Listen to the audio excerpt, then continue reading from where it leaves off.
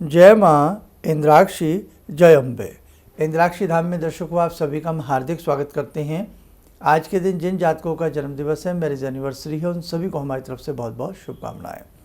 सावन का महीना चल रहा है। भगवान शिव की भक्ति करने का ये बहुत ही उपयुक्त और सुंदर समय है। नाना भांति से भगवान शिव को हम प्रसन्न करने का प्रयास करते हैं, और उससे भी बड़ी प्रसन्नता की बात यह है कि भगवान शिव ये भी नहीं देखते हैं कि ये कौन मेरी भक्ति कर रहा है, वो वर देने के लिए आतुर रहते हैं। भूत हों, प्रेत हों, राक्षस हों, कोई भी हों, असुर हों, देव हों, हैं, सभी को वो वरदान देने के लिए लालायित बने रहते हैं। और मनुष्य की तो बात ही अलग है।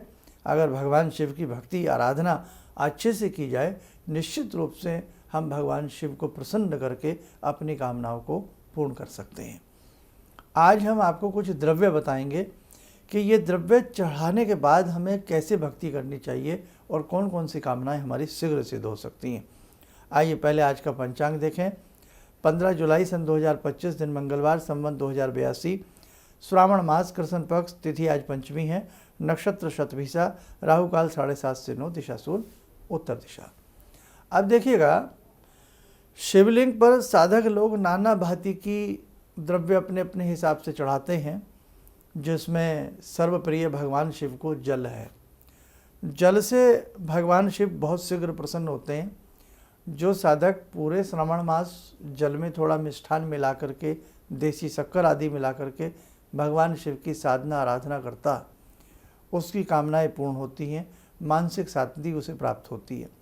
इसी जल में देसी खांड के साथ साथ यदि व्यक्ति 5 चम्मच गंगा जल नमः शिवाय बोल करके मिला ले और प्रतिदिन शिवलिंग के ऊपर चढ़ाए, तो नाना भांति से उस साधक को, अगर कोई दिमागी दिक्कत चल रही है, डिप्रेशन चल रहा है, नींद अच्छे से नहीं आ पा रही है, तो उसे बहुत अच्छे से नींद आती है, डिप्रेशन दूर होता है।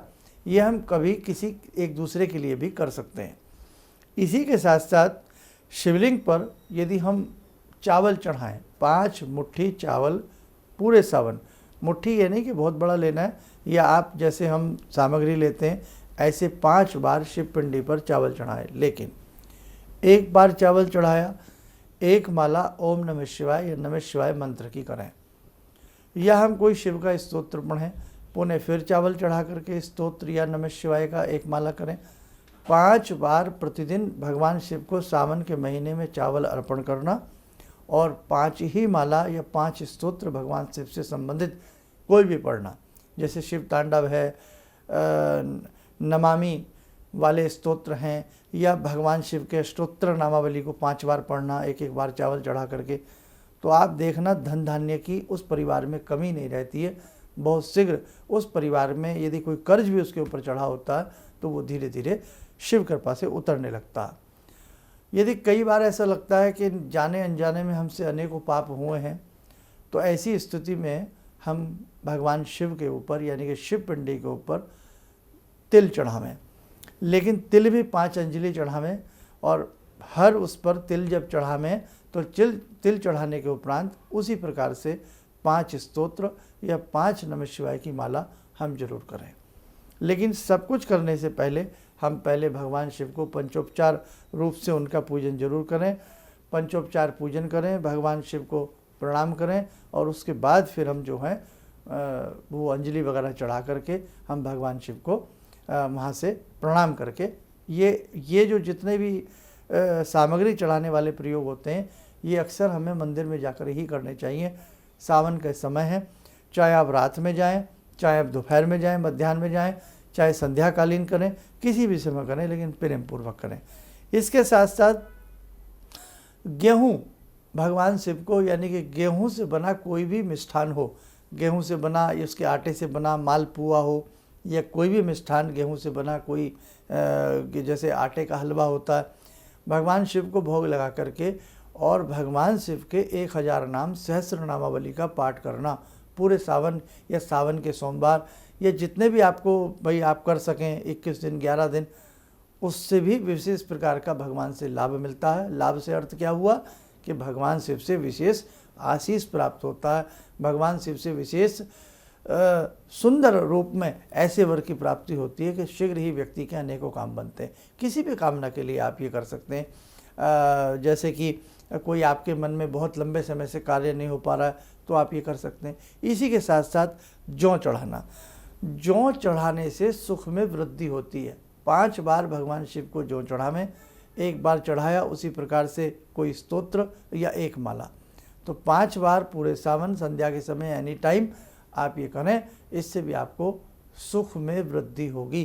कई बार जीवन में धन होता है, पैसा होता है, लेकिन सुख की प्राप्ति नहीं होती, तो ये स्पेशल सुख के लिए ये उपाय बड़ा ही कारगर होता है। ऐसे ही सरसों का तेल चढ़ाया जाए और सरसों का तेल चढ़ा करके 5 बार सरसों के तेल की धार और 5 ही जायफल चढ़ाने से शत्रु आपका मित्र बनने लगता है, और जो आपके प्रति वो बहुत ज़्यादा बैर भाव रखता है, आप ये समझ लें कि वो आपका कुछ नहीं बिगाड़ पाएगा। बैर भाव तुरंत उसके मन में से गायब हो जाता है। गन्ने का रस और मधु चढ़ाने से व्यक्ति का कर्ज उतरता है, व्यक्ति की शत्रुता दूर होती है और उसकी हारी बीमारियां भी दूर होती हैं। दुर्वा का सत्य चढ़ाने से, गिलोय का सत्य चढ़ाने से, नीम का सत्य चढ़ाने से नाना भांति की असाध्य बीमारियां दूर होती हैं।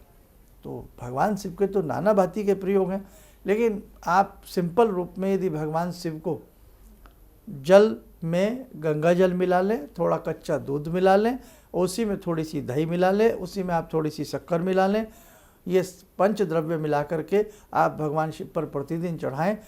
और आप प्रयास ये करें कि कम से कम 5 माला 11 माला भगवान शिव की बैठ करके वहीं हो जाएं, आपको लाभ मिलेगा। अब इसके अलावा एक बात और सुनिए, आपने रुद्री पाठ सुना होगा कि भाई रुद्री पाठ है या नमक चमक विधि से हम भगवान शिव का पाठ करवा रहे हैं या कर रहे हैं।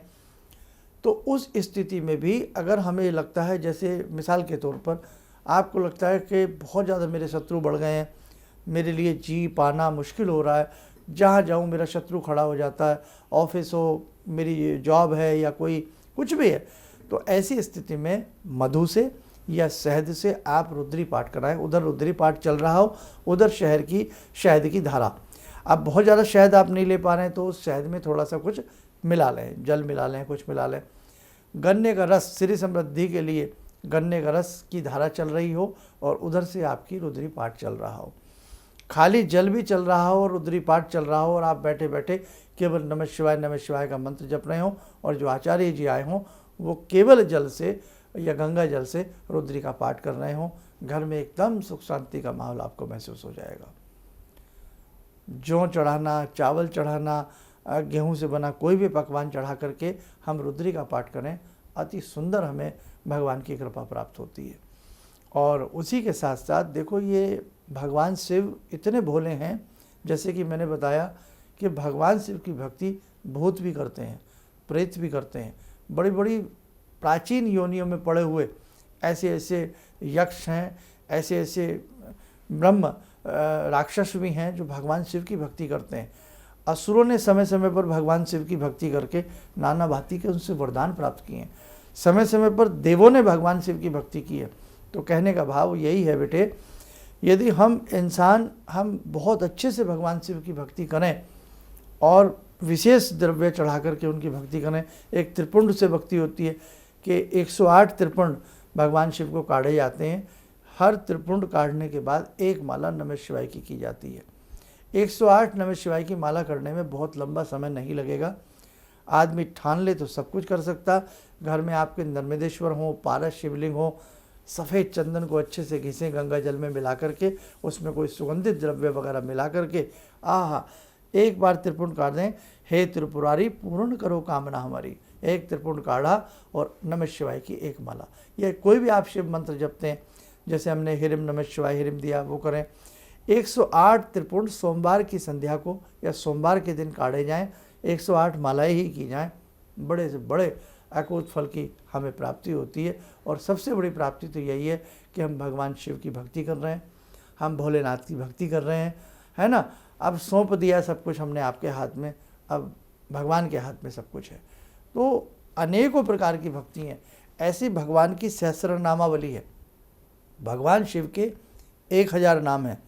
उन 1000 नामों को हर नाम पर फूल चावल भगवान को चढ़ाया जाता, और भगवान शिव का किसी भी जहाँ शिवालय हो मंदिर में बैठ कर के भगवान शिव के संध्या के समय, रात्रि के समय, किसी भी समय, रात्रि मतलब 12 बजे से पहले पहले या फिर बिल्कुल भोर काल में 1008 नाम लिए जाएं, मंदिर में जाकर के त्रिपुर्ण काढ़ा जाए, धूप दीप भगवान को अर्पण किया जाए, 1 लोटा शुद्ध जल चढ़ाया जाए और उसके बाद फिर भगवान शिव के 1008 या 1011 नाम पढ़े जाएं और फिर पुनः 1 लोटा जल चढ़ा करके दंडवत प्रणाम करके, जो साधक ऐसा करता है सावन के माह में विपुल भगवान की तरफ से कृपा उसे प्राप्त होती है। और उसका कोई भी ग्रह हो, जैसे चंद्रमा तो एकदम ग्रह उसका अच्छा हो ही जाता है, क्योंकि भगवान शिव अपने मस्तक में चंद्र को धारण करते हैं। जल की धार भगवान शिव के मस्तक में रहती है। गंगा जी भगवान शिव की जटाओं में समाई हुई हैं। तो भगवान है ये भोलेनाथ है। और जो व्यक्ति विभिन्न आपदाओं में फंस जाए, शिव तांडव स्तोत्र का और शिव तांडव के साथ यदि शक्ति मंत्र उसमें मिला करके जपता, शिव शक्ति स्तोत्र का जाप करता, इसकी भी पुस्तकें आती हैं, तो अपने आप में अलौकिक चमत्कार दिखने लगते हैं। तो नाना भांति की आज मैंने इसमें जो भी बताया, इसमें से जो भी आप कुछ कर सकें, आपको लगे भाई चलो मैं पूरे सावन भगवान को जो चढ़ाऊँगा, पूरे सावन में 5 बार भगवान शिव पिंडी के ऊपर चावल चढ़ा करके मैं नमः शिवाय की माला करूँगी, आपको बहुत अच्छा लगेगा। और वैसे तो भगवान शिव की सहस्त्र नामावली अति उत्तम होती है। भगवान शिव के 1008 नाम सोचो, अगर जो साधक सावन में कर ले और भगवान को त्रिपुर्ण काढ़ के धूप दीप दे करके जल चढ़ा करके और फिर 108 नाम करे, जी क्या बात है। तो बेटा भगवान को प्रसन्न करना और ख़ास तौर से भगवान शिव को, है ना, बहुत अच्छे से साधक कर सकता है। भाव अच्छे होने चाहिए, भगवान आपके हैं। आइए समय और चला आज की ध्यान साधना में पुनः जुड़ते हैं भगवान शिव से। ओम आत्मा त्वं गिरिजामति सहचरा प्राणा शरीरं गृहं पूजा ते विषयोपभोग रचना निद्रा समाधिस्थिते संचारा पदयो प्रदक्षिण विदेः श्रोत्राणि सर्वागिरो यद्यात् कर्म करोमि तद्दखिलं शम्भोस्तवाराधनम् चन्द्रोद्भासितशेखरे स्मर हरे गंगाधरे शंकरे सर्पे भूषितकण्ठकर्णविवरे नेत्रोत्तवे स्वानरे दन्ते त्वकृतसुन्दरां वरदरे त्रैलोक्यसारे हरे मोक्षार्तिं कुरु चित्तवृत्त्यमचलं मन्येस्तु किं कर्म वे वन्दे देव उमापतिं सुरगुरुं वन्दे जगत्कारणं वन्दे पन्नगभूषणं मृगधरं वन्दे पशूनां पतिं वन्दे सूर्यशशाङ्कवह्निनयनां वन्दे मुकुन्दप्रियं वन्दे भक्तजनश्रयं च वरदां वन्दे शिवं शङ्करम् ओम कर्पूरगौरं करुणावतारं संसारसारं भुजगेन्द्रहारं सदा वसन्तं हृदयारविन्दे भवं भवानी सहितं नमामि भवं भवानी सहितं नमामि। कवच बना लें, ध्यान करें, शिव शंभु का शुभ आशीष हम सबके ऊपर बरस रहा है।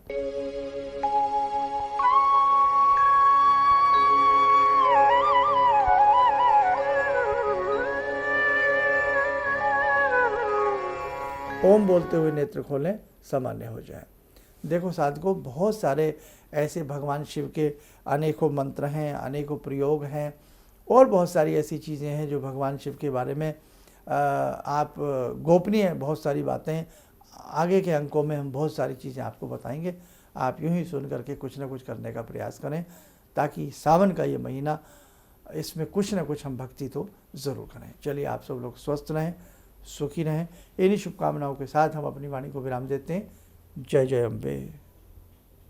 गुरु जी से मैं तब से जुड़ा हूँ जब से वो एक चैनल आती थी P7, उसी से मैं जुड़ा हुआ था। और गुरुदेव से हमारी जब मुलाकात हुई तो मैं आश्चर्यचकित रह गया जब उन्होंने हमसे बताया कि आपके साथ ऐसे ऐसे हुई।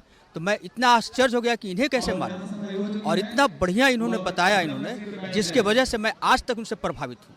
और इनका बताने का शैली वगैरह इतनी बढ़िया है जो हम अपने क्लास के टीचर से भी उतना बढ़िया नहीं समझ पाते थे।